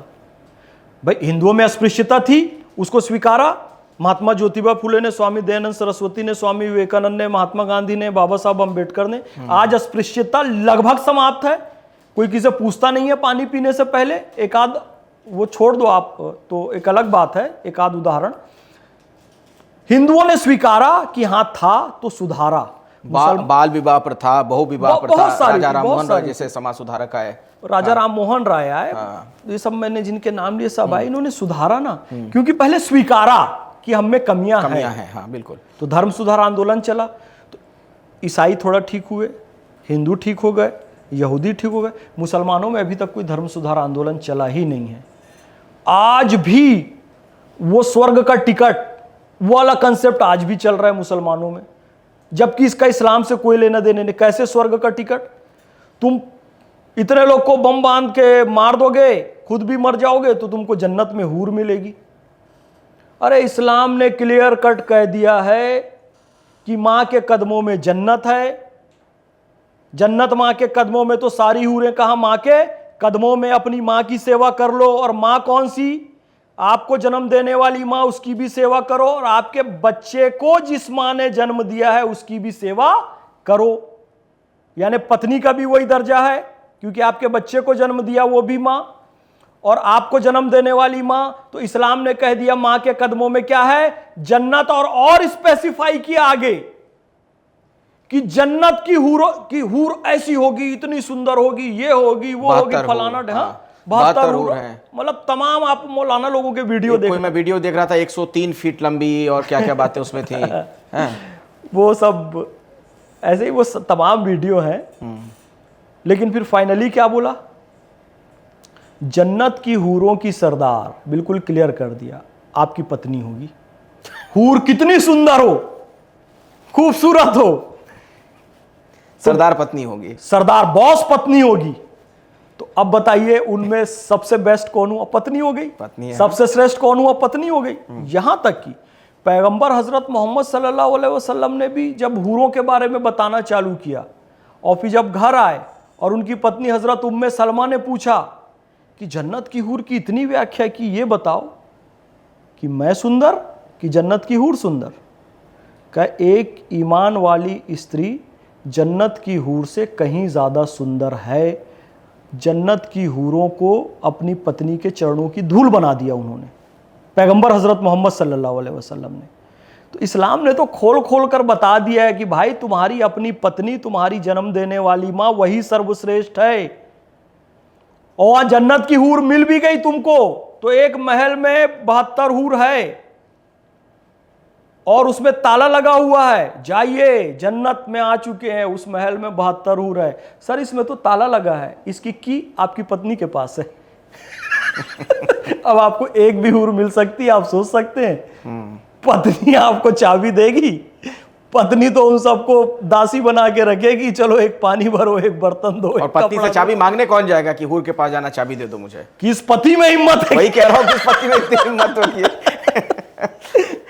तो ये देखिए, ये आतंकवादी जो मर रहे हैं बम बांध बांध के इन हूरों के चक्कर में, वैसे ही जान गंवा रहे हैं। अरे ईसाइयत इससे ऊपर उठ चुकी है, मुसलमानों को भी इससे ऊपर उठना चाहिए। ये अब लड़के, छोटे छोटे लड़के आतंकवादी बन जा रहे हैं, वहाँ हूरें मिलेंगी, ऐसा होगा। इसका एक बहुत बड़ा कारण ये कंसेप्ट है, जबकि इस्लाम खुलकर कह चुका है कि तुम्हारी माँ, तुम्हारी पत्नी ही जो है असली हूरें हैं, उन्हीं का सम्मान करो, इन्हीं की इज्जत करो। लोग समझते ही नहीं है। एक बड़े धर्म सुधार आंदोलन की ज़रूरत है अभी इस्लाम में, तो हम लोग अभी उसी पे काम कर रहे हैं। और उसमें मैंने देखा पाकिस्तान के भी लड़के कुछ प्रगतिशील क्वेश्चन पूछने लग गए हैं। अभी जाकिर नायक को तो पटक पटक के मारा पाकिस्तान के लड़कों ने। एक ने कहा जी मैं तो इतने समय से इबादत भी नहीं कर रहा हूँ, नमाज भी नहीं पढ़ रहा हूँ, पर एक सुखी जीवन जी रहा हूँ, तो उसका कंसेप्ट क्या है, कैसे होगा ये? मैं तो सुखी हूँ, आप कह रहे हैं कि जब इबादत करोगे खुदा की तभी सब कुछ ठीक रहेगा, पर मैं तो पिछले 5 साल से कोई प्रैक्टिस नहीं कर रहा हूँ मुसलमान होने की। तो जाकिर नायक इतना खौरा गया, इतना गुस्सा हो गया, वो पब्लिक को भड़काने लगा कि ऐसा आदमी तुम्हारे बीच खड़ा है, देखो। पर पब्लिक उसको पीटी नहीं। पर पाकिस्तान का नौजवान भी, मैं उनकी तारीफ कर रहा हूँ, अब जाकिर नायक जैसे कट्टरपंथ को स्वीकार नहीं कर रहा है, और प्रगतिशील लोग धीरे धीरे इस्लाम में परिवर्तन लाएंगे। आपने एक अच्छी बात कही कि जिस तरफ आपने ध्यान दिलाया कि बहुत लंबे वक्त से इस्लाम में धर्म सुधार की जो आवश्यकता है उस पर ध्यान नहीं दिया गया। अपने देश में जब ट्रिपल तलाक को ख़त्म किया जाता है, मोदी सरकार ये काम करती है, तो उन्हें एंटी इस्लामिक बता दिया जाता है, एंटी मुस्लिम बता दिया जाता है। मोदी जी, अल्लाह देखो क्या है ना, तुम मुसलमान हो, तुम अल्लाह का काम नहीं करोगे तो अल्लाह तो नीडलेस है, कुल वल्लाहु अहद, अल्लाहुस समद, पाक और बेनियाज है यानी नीडलेस है, उसको तुम्हारी जरूरत थोड़ी है, वो अपना काम तो करवा लेगा किसी। मुसलमानों ने नहीं किया, मोदी जी से करवा लिया। इंस्टेंट ट्रिपल तलाक इस्लाम का अंग था ही नहीं, एक बार में तलाक तलाक तलाक कह दिया और पत्नी को छोड़ दिया, और फिर गुस्सा ठंडा हुआ, फिर से शादी करनी है तो हलाला करके वापस लेनी पड़ती है।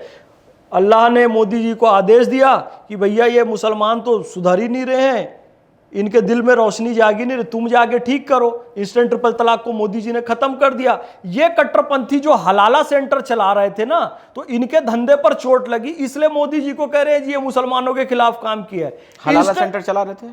अरे ये सारे मौलाना जो आपको कट्टरपंथ वाले अभी भारत की भी टीवी में दिखते हैं, पाकिस्तान की टीवी में भी दिखते हैं, जो भारत को गाली देते रहते हैं, पाकिस्तान जिंदाबाद बोलते रहते हैं, पाकिस्तान के झंडे का सम्मान करते हैं, भारत के तिरंगे का अपमान करते हैं, ये हलाला सेंटर वाले मौलाना है। क्या करते हैं उस सेंटर में, क्या होता है?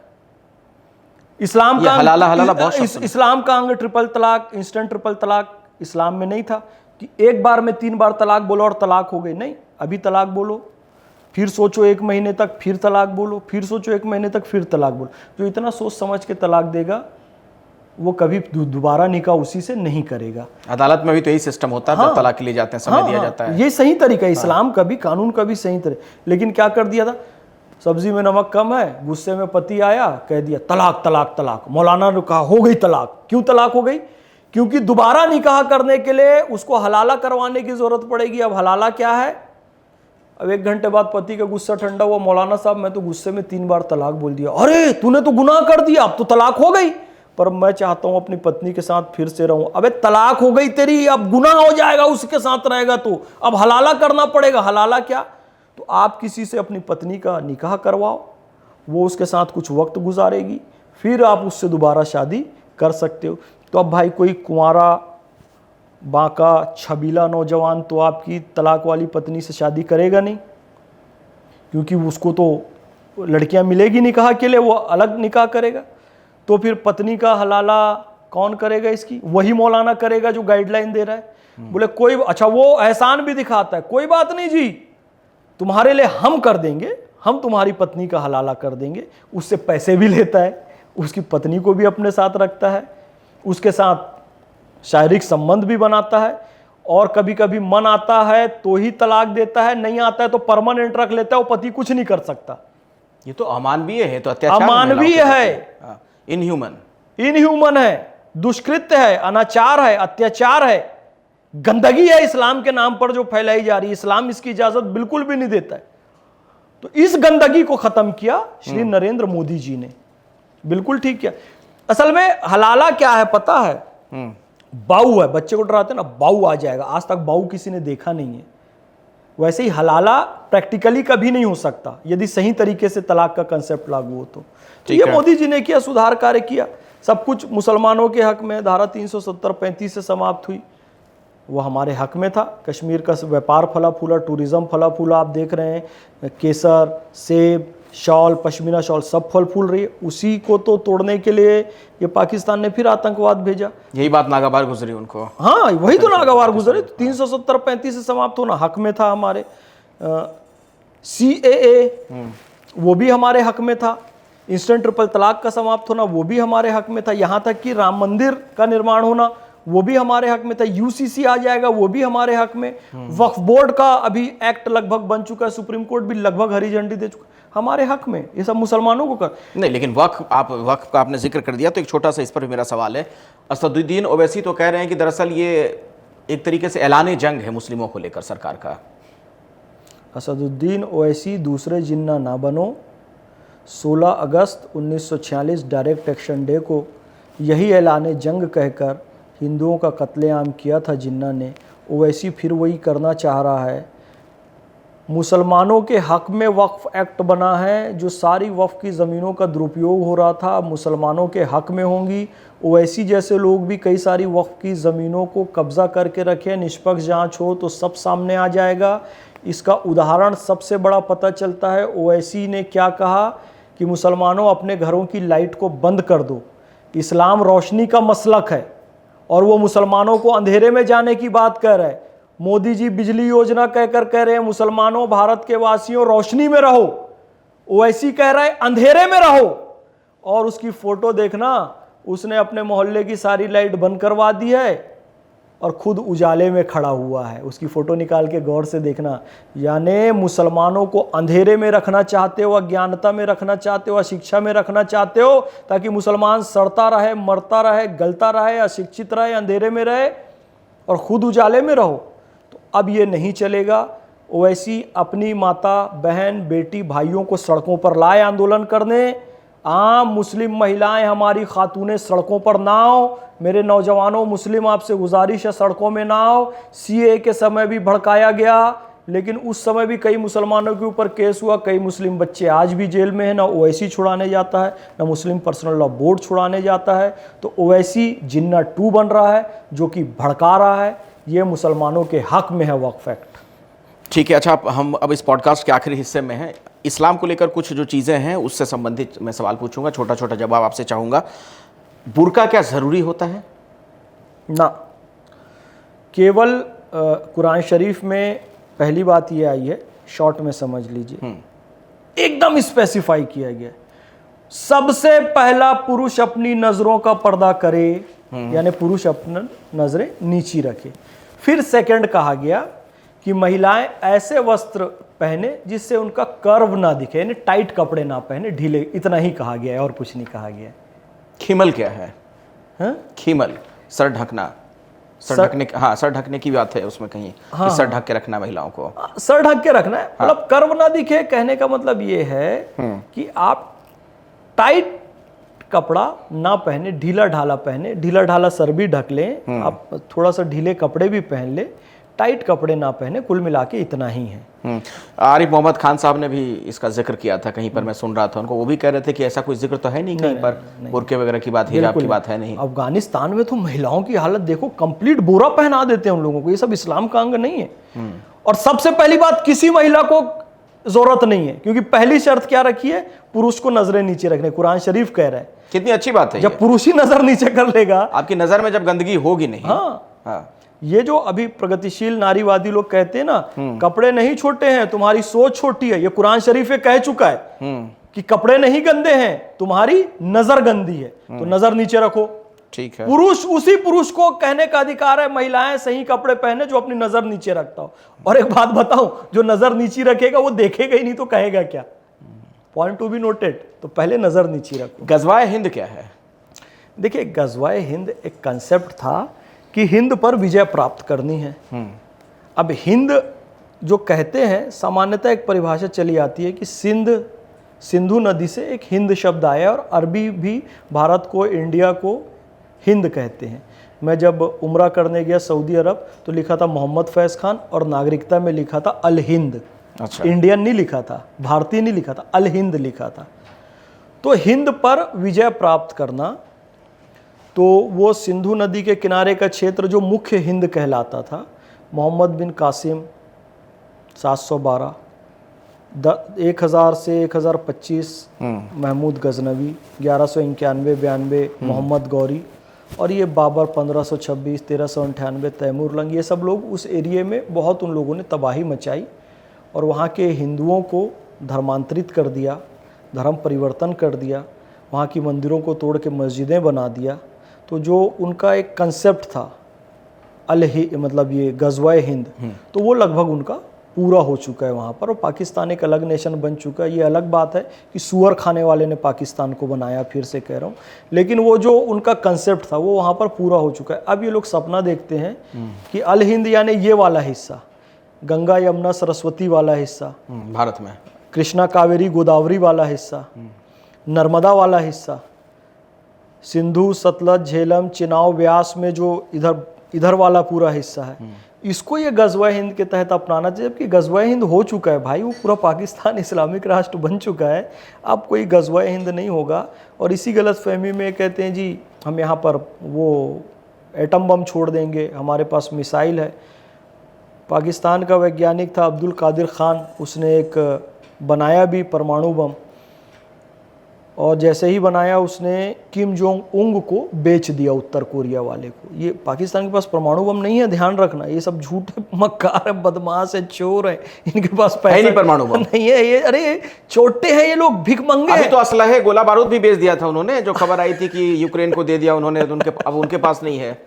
पाकिस्तान का एक वो कोई आकर कह रहे हैं टीवी में कि पुराने सैनिकों आपकी पुरानी वर्दी है, 60 साल के हो गए, वो पुरानी वर्दी को धो लो, पुराना कोई असला है तो उसमें तेल वेल डाल लो। अरे यार, एक जन ने 500 रुपए का डोनेशन दिया है हथियार खरीदने के लिए।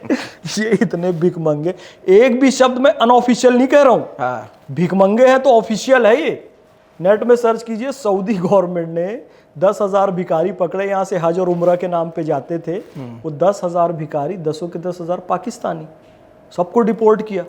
भीख मांगना अपराध है सऊदी में। वो भीख के पैसे से सारे पाकिस्तानी थे, सारे पाकिस्तानी जाके पैसे भीख मांग रहे थे, भीख मांग रहे थे। यहाँ से बकायदा वीजा पासपोर्ट लेकर जाते हैं कि हम हज करने जा रहे हैं, उम्रा करने जा रहे हैं, वहाँ भीख मांगने लगते हैं जाके। भीख मांगना वहाँ अपराध। सऊदी पुलिस पकड़ती है, और पकड़ती है कहाँ के हो दिखाओ, तो पाकिस्तान सबको डिपोर्ट किया। तो ऐसी भीख, ज़कात, फितरे के पैसे से यहाँ वहाँ से जोड़ जाड़ के एक ठोके लोगों ने एक बम बनाया था, परमाणु बम बनाया था, ये निश्चित है। भोपाल में पैदा हुआ था अब्दुल कादिर खान 1936 में। हालांकि उसको भगा दिया भोपाल वालों ने, समझ गए साले बाद में नाक कटाएगा। इस्लामाबाद में जाके मरा। परमाणु बम जैसे ही बनाया उसने किम जोंग उंग को बेच दिया परमाणु बम, जो उत्तर कोरिया का तानाशाह है उसके पास। और वहाँ पे ना वो डिप्लोमा वाला एक छोटा सा बम रख दिया, फटाका। तो जो भी पाकिस्तान के नेता ये कह रहे हैं ना, ध्यान से सुनो, कि परमाणु बम छोड़ देंगे, तो जो कह रहा है वही जाके बटन दबाना, जैसे ही बटन दबाओगे वहीं ब्लास्ट हो जाएगा। छोटा सा एक बम रखा है वहाँ पे। और ये सारे मर जाएंगे, ये खुद ही मर जाएंगे। फैज साहब, एक आखिरी सवाल, योगी जी आपको कैसे लगते हैं? क्योंकि एक बात बार बार कही जाती है कि वो मुस्लिमों के विरोधी हैं। योगी जी बटोगे तो कटोगे वाला जो उन्होंने नारा दिया था, अरे योगी जी देखिए, बटोगे कटोगे पॉजिटिव अर्थ में लीजिए। योगी जी एक संत हैं। संत हृदय नवनीत समाना, कहा कबिन परि कहीं न जाना, निज परिताप द्रवई नवनीता, पर दुख द्रवही संत सुपुनीता। देखिए, संत की ये विशेषता होती है कि दूसरों का दुख देख कर ना उसका हृदय मक्खन की तरह पिघलने लगता है। ये गोस्वामी तुलसीदास जी कहते हैं। आप देखिए, योगी जी जो गोरखपुर में जो अस्पताल चलाते हैं, गोरखनाथ अस्पताल, वहाँ हिंदू मुस्लिम सिख ईसाई सब जाते हैं। एक मुसलमान बोल दे कि उस मुसलमान को उस अस्पताल से भगाया गया हो। वहाँ जो भंडारा चल रहा है, एक मुसलमान बोल दे उस भंडारे में उन्हें खाना नहीं खिलाया गया हो। सबको खाना भी खिला रहे हैं, सबका इलाज भी कर रहे हैं, सबकी समस्याएं भी सुन रहे हैं। योगी जी ना सच्चे संत हैं। संत की ये विशेषता होती है कि वो मुंह देखी बात नहीं करता। मुझे भी कई जलाली ओम प्रकाश राजभर ने कहा था, उनका मैंने इंटरव्यू किया था 1-on-1 पॉडकास्ट के लिए। उन्होंने कहा कि जो गोरक्षनाथ पीठ में जो पूरा मठ का इलाका हिस्सा है, 70% जो दुकानें वहां पर है मुस्लिमों की हैं। हाँ, मुस्लिमों की हैं। आप देख लीजिए ना। तो उन्होंने दुकानों में भेदभाव नहीं किया, भंडारे में भेदभाव नहीं किया, इलाज में भेदभाव नहीं किया। तो वो संत की परिभाषा में खरे उतरते हैं, कभी भेदभाव। हाँ, जो असली संत होता है ना, एक तो उसका हृदय मक्खन के समान कोमल होता है, लेकिन असत्य बर्दाश्त नहीं कर सकता, तो जबान थोड़ी कड़वी होती है। वो सत्य बोलते हैं, झूठ बर्दाश्त नहीं कर सकते तो कड़क बोल देते हैं। तो लोगों को मौका मिल जाता है कि उनको उनके बारे में अपशब्द कहने का, कि बटोगे तो कटोगे, गलत व्याख्या कर दी। भाई, इतिहास तो है, जब जब हम भाषा के नाम पर, प्रांत के नाम पर, जाति के नाम पर बटे हैं, तब तक भारत कटा है। और कश्मीर में भी कटे, मोपला में भी कटे, अभी यहां भी मुर्शिदाबाद में भी कटे, और अभी पहलगाम में भी कटे। यही तो लड़ाई हो रही थी ना। तेरे को तमिल बोलना पड़ेगा, तुझे मराठी बोलना पड़ेगा, नहीं हिंदी बोलना पड़ेगा, नहीं तू बंगाली है कि बाहरी है। अरे भाई, वहां केवल एक ही चीज पूछा, ठाए से गोली मार दी। तो बटे तो कटे। सोनू निगम ने भी यही कहा ना, कन्नड़ गाना गाओ, कन्नड़ गाना गाओ। यार, मेरे को हिंदी आ रही है, हिंदी का ही सुन लो, कन्नड़ क्यों कह रहे हो? ये हम करते रहे। कन्नड़ भाषा का सम्मान है, मैं खुद कन्नड़ का बहुत सम्मान करता हूँ। मेरे हर भाषा का सम्मान है। कर्नाटक में मेरे बहुत सारे प्रवचन हुए हैं। कर्नाटक में मेरे सबसे ज्यादा प्रवचन हुए हैं। अच्छा, सबसे ज्यादा, हर जिले में मेरा प्रवचन हुआ है कर्नाटक में। और कन्नड़ मुझे, संस्कृत के सबसे नजदीक भाषा कन्नड़ है। लेकिन जैसे ही हट किया तो सोनू निगम ने क्या कहा, नहीं भाई, इतनी हट धर्मिता दिखाओगे तो उसका परिणाम जो है पहलगाम है, भाषा के नाम पर हम बटेंगे नहीं। तो ये चीज़ है। योगी जी ने यही तो कहा ना कि बटोगे तो कटोगे। क्या गलत कहा? संत हैं वो, पूरा जीवन वो देखो भगवा वस्त्र पहनकर गुजार दिए, अभी भी वो सामान्य भोजन करते हैं, सामान्य जगह में सोते हैं, लग्जरी से नहीं रहते हैं। जो अरविंद केजरीवाल मुंह से बकता रहा कह रहा हूं मैं कि राजा को ऐसा होना चाहिए, मुख्यमंत्री को, वो सब प्रैक्टिकल में जो है योगी जी करते हैं, लेकिन वो बोल बोल के ढिंढोरा नहीं पीटते। तो योगी जी सर्वश्रेष्ठ मुख्यमंत्री हैं, योगी जी संत हैं, योगी जी बाल संत हैं, योगी जी का मन पवित्र है, योगी जी के अंदर ओज है, तेज है, भाषा जरूर कड़वी है, मन बड़ा उनका पाक पवित्र है। तो हमको चाहिए योगी जी, हमको योगी जी चाहिए, बिल्कुल योगी जी चाहिए। अच्छा, एंड ही इज, वो हैं, और भारत का भविष्य उज्जवल है। एक अच्छे उत्तराधिकारी हैं योगी जी देश के हिसाब से। प्रदेश में तो मुख्यमंत्री बन गए और मतलब आप उनको पीएम के तौर पर भी देख रहे हाँ हो बिल्कुल इसमें? बिल्कुल, भविष्य तो उज्जवल है भाई। एक अच्छे राजा को क्या चाहिए, एक अच्छे प्रधानमंत्री को क्या चाहिए, एक अच्छा उत्तराधिकारी। तो मोदी जी के श्रेष्ठ उत्तराधिकारी हैं वो, योगी जी श्रेष्ठ उत्तराधिकारी हैं, भविष्य के प्रधानमंत्री। चलिए, बहुत बहुत शुक्रिया फैज साहब, आप हमारे स्टूडियो में आए और आपने बहुत विस्तार से डिटेल में सारी बातें रखी हैं। और मुझे लगता है कि इस पॉडकास्ट से इस्लाम को लेकर जो कुछ लोगों के मन में दुविधा है शायद वो भी दूर हो। बहुत बहुत धन्यवाद हमारे साथ जुड़ने के लिए आपका। बहुत धन्यवाद। तो इस पॉडकास्ट के अंक में फिलहाल इतना ही, किसी और मेहमान से आगे मैं आपको मिलवाऊंगा। फिलहाल मुझे इजाज़त दीजिए और देखिएगा ज़रूर अगला अंक भी हमारे 1 on 1 पॉडकास्ट का। Thank you.